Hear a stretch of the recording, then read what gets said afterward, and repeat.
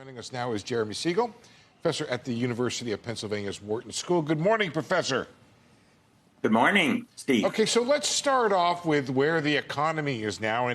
And Jeremy, you have an idea here about what's going on with productivity that's, I don't know, I don't think people are thinking enough about this. We've had a couple lousy quarters, and then we had a couple really good quarters. Do you think we're really having a productivity surge in this economy? Well, yeah, I mean, the last quarter was, outside of the few months around the pandemic, the best quarter for productivity in over 6 years. And if this quarter, I mean, we've been, I know the St. Louis Fed is way up there. Others are not that high.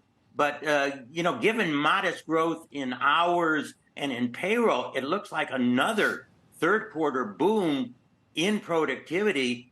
This is really saving Jay Powell. I mean, this is the best news. I mean, that's how you can have strong GDP growth without pressure on the labor market and really without pressure on inflation.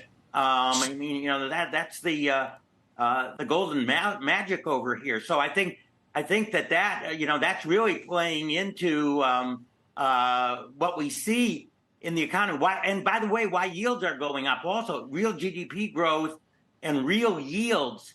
I'd like to comment. You guys had a great discussion right at 6 o'clock when you opened about real returns and the tips going to 2%. Is that a way that you should now invest in for wealth? Let me mention 2% a year. It's good. It's the biggest in decades. However, 2% after inflation a year takes 36 years to double your money. At a 20 PE, which you also mentioned, which is right, that's a 5% earnings yield in stocks, the general S&P 500. That takes 14 years to double your money. So okay, all right. By the time you double your money in bonds, you've multiplied your money by 5 times in stocks. So people who tell me, oh my goodness, bonds are as good as stocks, no way for long run wealth creation. Let's unpack that, Professor, because I think that's important, and it's kind of against my thinking on this, right? Which is you'd like to like bonds, but you can't. I really want to like bonds. You can't make that case. I'm going to try. Nobody has ever built wealth. Professor, you're telling me I can see this 5 juicy percent 2-year note, and I put my money in there. At the end of that period, I'm going to get 5%. And that's going to be 3 percentage points or 2 percentage points higher than the inflation rate. And I'm going to be really happy. You're telling me I'm going to be unhappy because I was better off putting my money in stocks. I should ignore those big, fantastic yields on the 2-year. First of all, in 2 years, anything can happen.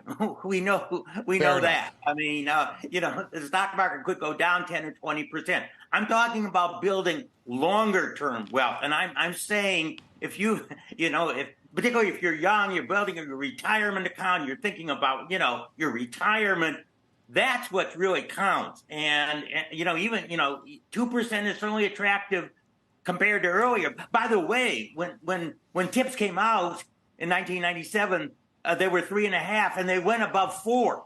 So, I mean, even though 2 is certainly better than it was 10 years ago, 5 years ago, and so on, it isn't all that great compared to history and well below stocks. The average over 200 years is 6.5, and I'm giving a conservative 5% after inflation rate of return in stocks. You are absolutely right. In 2 years, you might be very happy with bonds. You might not be happy with bonds. But over 10 years and 30 years, you're not going to be happy with bonds. If rates go down, you have nowhere to go. You're stuck with your stupid 5%. And then, if rates go up, I guess you can reinvest a little and then you can get 6%. But, if you don't want to buy NVIDIA and make, whatever, or the Magnificent Seven or something really sexy, you can buy really good companies that have a yield of like 2 or 3%, and they raise their dividend every year for 15%. So suddenly the dividend is up to your 5% in a couple of years, and you got the capital. It's just unless you need a stable part of your portfolio that you're going to get a return of. Right. But and if it's not corporate, if it's not treasuries, then you even got to worry about getting your money back anyway if you go out the and then you got the reinvestment from. Professor, can you handicap this weekend? So you believe that? You don't. That was a devil's. I know. You were just trying. I am putting a portion into the 2 year. I am buying. You are? Well, with the cash that I have, you know, if you put 10 grand in, and I told Kelly this last week, you get four. This is on a longer term, but four. It went from 4 to 4.25. That means, you know what that means on 10 grand? If you take your wife out, you can get an appetizer after a year, right? Everybody likes an appetizer. Yeah, because instead of $400 that you get on 10 grand, you get $425. It's just like, come on. This is a stock market channel. That doesn't mean people should only invest in stocks. No, but it kind of does. Professor, can you just handicap this week and what you think Powell should say, what he will say? Where's policy going, and what does that mean for the stock market? You know, very, very honestly, Steve, and of course you follow the Fed so closely. You know, since the 3.5 weeks, I guess it is, since the last press conference, I don't think a lot has happened that changes the outlook. I think he's going to say, you know, we're not, you know, quite done. We're close to the job. I think he's going to stay very data dependent. Don't forget, we still have a full month with a full month. A load of data announcements coming out before the September 20th meeting. So he's going to stress that data dependency. You know, I think there will be a kind of a slightly hawkish tilt because, you know, we're not down to that target. But, you know, honestly, I don't, you know, if you want to know the truth, the higher real yields and the higher interest rates are working in his direction towards tightening policy without Professor, raising. I want to cut you off on that real quick. Rate.